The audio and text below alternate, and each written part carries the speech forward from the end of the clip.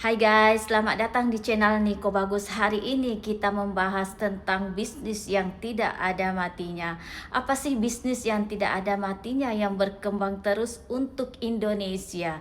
Kita lihat dulu cuplikan video ini. Dong kira-kira ide bisnis apa yang nggak ada matinya? Ide bisnis yang nggak ada matinya ya. Kalau menurut gua ada beberapa nih. Sebenarnya gini, lu tau gak sih kan kebutuhan utama manusia itu ada 3 ya? Bener nggak? Sandang, pangan, papan. Nah ini pasti masuk nih. Kenapa? Sandang, lu nggak mungkin nggak pakai baju. Tapi jadi masalah baju seperti apa yang bakal laku kan gitu. Bener nggak? Dan orang juga jangan salah, makin kesini tuh makin ada aliran aneh-aneh. Sekarang tuh ada yang aliran kayak apa, simply style, apa tuh yang lu cuma punya baju 7 biji. Nah, gue punya tuh teman yang cuma punya baju 7 biji warnanya sama semua. Biar dia nggak usah mikir. Nah, ya kayak gini nih marketnya bisa ini nih makin aneh-aneh nih. Mark Zuckerberg terkenal kayak gitu. Ah, ya kan selalu abu itu kan. Iya. Terus udah gitu si siapa? Pangan ya kan. Nah, pangan tuh kan berarti bisnis makanan, bener nggak? Makanan nggak ada matinya. Emang orang pasti makan. Nggak mungkin lu nggak makan. Ketiga ya papan, bener nggak? Perumahan. Nah, tapi di luar itu sebenarnya masih ada kalau kata gue sih 2 hal lagi yang lu tuh mau gimana pun nggak akan mati. Yang keempat itu adalah kesehatan. Nah, bener nggak? Lu sakit kan mau gak punya duit sekalipun, lu pasti bakal bayar ini kan, bener nggak? Makanya bisnis industri kesehatan tuh, karena gue juga pernah di situ kayak, gue ngelihat kayak ya kadang kejam juga sih ya, kejam dalam artian udah tau orang nggak punya duit, tapi ya lu harus bayar dulu baru diobatin. Tapi ya gimana lagi gitu? Itu kan bisnis, bener nggak? Nah, kelima pendidikan. Nah, karena orang gimana pun contoh gini, lu punya anak, lu pasti bakal pengen kasih yang terbaik, bener nggak? Bahkan banyak orang berani maksain ngap-ngapan harus ngutang biar anaknya bisa sekolah di yang paling bagus menurut dia. Jadi kalau lu tanya bisnis apa, ya 5 tadi lah yang bisa di barat nggak ada matinya. Perusahaan Indonesia yang berhasil mendunia, Indofood. Indofood sangat sukses dengan produk Indomie, di mana Indomie jadi mie instan favorit banyak negara seperti Amerika, Australia, Cina, sampai Nigeria yang mengklaim Indomie berasal dari negaranya. Gojek. Gojek adalah aplikasi dan startup ojek online karya Indonesia. Namun Gojek juga tersedia di beberapa negara seperti Vietnam, Thailand, dan Singapura. Bogasari. Bogasari berhasil mendunia dengan produk La Fonte. Banyak yang mengira produk pasta ini berasal dari Italia karena kesan dan namanya. Pasta lokal ini sudah masuk di negara seperti Jepang, Korea, Vietnam, Singapura, dan Nigeria. Polytron. Sama seperti Bogasari, Polytron kerap disangka sebagai perusahaan luar negeri. Padahal Polytron adalah perusahaan milik Hartono bersaudara yang merupakan salah satu orang terkaya di Indonesia. Produk elektronik Polytron sudah diekspor di lebih dari 40 negara di Asia Tenggara, Timur Tengah, dan Afrika. Jeko. Jeko adalah perusahaan yang didirikan oleh Johnny Andrean Group yang gak hanya berkembang di Indonesia, tapi juga membuka cabang di Malaysia, Singapura, Filipina, Hong Kong, dan Arab Saudi. Kira-kira ada lagi nggak perusahaan yang berhasil mendunia selain 5 perusahaan ini?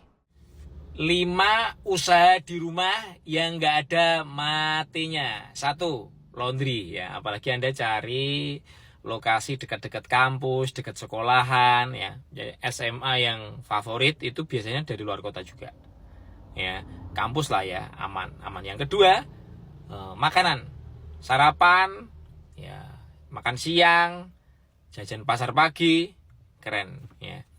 Yang ketiga, pulsa dan charger HP. Ini banyak dicari orang ya, bisa dikerjakan di rumah. Yang keempat, ya, frozen food. Ya, saya selalu sering bilang ya, Anda taruh di rumah, ya, Anda jualannya sore, ya, di online kan. Ya. Om Zen saingannya banyak, percaya deh. Ya. Yang kelima apa? Kuliner sore juga. Ya. Anda cari lokasi-lokasi dekat hotel. Ya. Orang tuh kalau udah masuk hotel, males keluar. Pengen order, daftarin Shopee Food, Grab Food, ya, GoFood, pokoknya daftarin. Ya. Nggak perlu punya gede, yang penting punya dapur, bisa masak. Saya pernah punya murid itu masaknya di kamar. Ya. Jadi dia masaknya di kamar, dia kos, kamarnya buat masak. Ya ditegur sama pemiliknya memang. Ya. Tapi gimana lagi? Akhirnya sekarang beli ruko sendiri. Oh gitu loh. Jadi Anda kalau ketemu kesulitan jangan langsung nyerah ya. Dari 5 usaha di rumah yang nggak ada matinya ini ya. Kalau kawan-kawan pengen cepet, Om Zen, kalau usaha kayak gitu nanti beli Innovanya kapan? Nah, kalau Anda pengen cepet beli Innova, Anda ikut bisnis online ya. Kerjanya cuma upload 3 video konten seminggu, berarti sebulan 12 video saja. langsung saya spill, gajinya 24 kali UMR Jakarta, itu setara dengan 134 juta per bulan. Tapi tidak langsung serta-merta sebesar itu ya, Bolo ya, karena saya tidak menjual mimpi. Kita akan tes dulu 4 bulan, gajinya 8 kali UMR Jakarta. Kita akan tes lagi 4 bulan lagi, gajinya 18 kali UMR Jakarta. Terakhir baru 24 kali UMR Jakarta ya. Saya sediakan kelas gratis dan kelas pendampingan berbayar. Kelas gratis akan dikirimi link sama Miss Ayu. Kelas gratis bisa gajian dolar, cuma memang butuh waktu ya. Kalau mau cepat bisa ikut kelas pendampingan berbayar. Saya sediakan workshop, seminar offline tatap muka. Ketemu saya langsung di Semarang, Jogja, Surabaya. Surabaya minggu pertama, Jogja minggu kedua, Semarang minggu ketiga. Setiap bulan ya. Supaya kawan-kawan punya gaji double ya. Gaji double nggak tanggung-tanggung ya. Cara cepat beli Innova. Bisnis yang bikin lo cepat kaya di tahun 2026 yang lo bisa mulai dengan modal yang sangat kecil. Menurut gue, bisnis-bisnis F&B konvensional kayak coffee shop atau warkop itu udah nggak zaman dan menurut gue itu cuma gaya-gayaan doang. Menurut gue, sekarang udah eranya atau zamannya social commerce atau e-commerce. Gua pribadi bersama tim gua sekarang udah mau masuk ke dunia social commerce, yaitu kita jualan di TikTok Shop atau di Shopee. Dan gua sekarang mau nunjukin sama lu opportunity yang lu bisa dapet ketika lu jualan di social commerce kayak TikTok Shop. Yang pertama, ini gua kasih lihat tunjuk toko yang jualan cemilan. Pendapatan dia sebulannya 1,6 M, pendapatan perhariannya 55 juta. Ini data 30 hari terakhir ya. Terus kita lihat produk yang dia jual apa. Yang dia jual cuman makaroni cikru, makaroni bantet. Lihat bro pendapatannya 500 juta, 400 juta, 130 juta. Ini juga ada akun kedua namanya Cemilan Syakira. Pendapatannya 1,3 M. Produk yang dia jual adalah sama makaroni juga. Pendapatannya 800 juta. Cuman dari makaroni daun jeruk. Terus yang ketiga ada toko namanya Fahda Food, dan ini yang mau gue coba bangun, yaitu gue mau jualan chili oil. Datanya adalah dia mendapatkan pendapatan di 1,7 M dengan produk utamanya yaitu chili oil. Buat kalian yang mau ngerintis bareng juga kita jualan di social commerce, gue bakalan ceritain dari awal proses gue untuk jualan di TikTok Shop. Kalau kalian butuh ngelihat data dari produk atau toko-toko yang ada di TikTok Shop, kalian bisa komen di VT gue ini. Gue nanti bakalan jelasin pakai video berapa kira-kira pendapatan dari produk-produk atau toko yang jualan di TikTok Shop. 3 produk yang paling laris di puasa nanti. Mending lu jualan ini aja. Yang ketiga, lu bakal nggak nyangka. Wih, gokil juga ya opening gue. Jangan lupa di-save sama di-share dulu. Kalau lu nggak share berarti lu pelit. Seperti biasa gue pakai kalau data 7 juta setahun gue. Yang pertama ada mukena. Alah, mukena basi. Nah, yang pertama itu tuh vitamin. Lu lihat ya, di kalau data, vitamin itu banyak banget guys. Omsetnya banyak banget. Nah, ini beberapa tokonya nih. Apalagi vitamin anak ya. Karena sekarang sehat itu mahal, orang malas lari, malas olahraga, tapi dia mau sehat. Kasih vitamin aja. Mantap nggak? Yang kedua nih, dan barangnya juga udah gue beli. Surat-surat saku. Nih, surat-surat saku contohnya gini nih guys. Tuh ada surah Al-Mulk, ada surah Rahman, ya kan?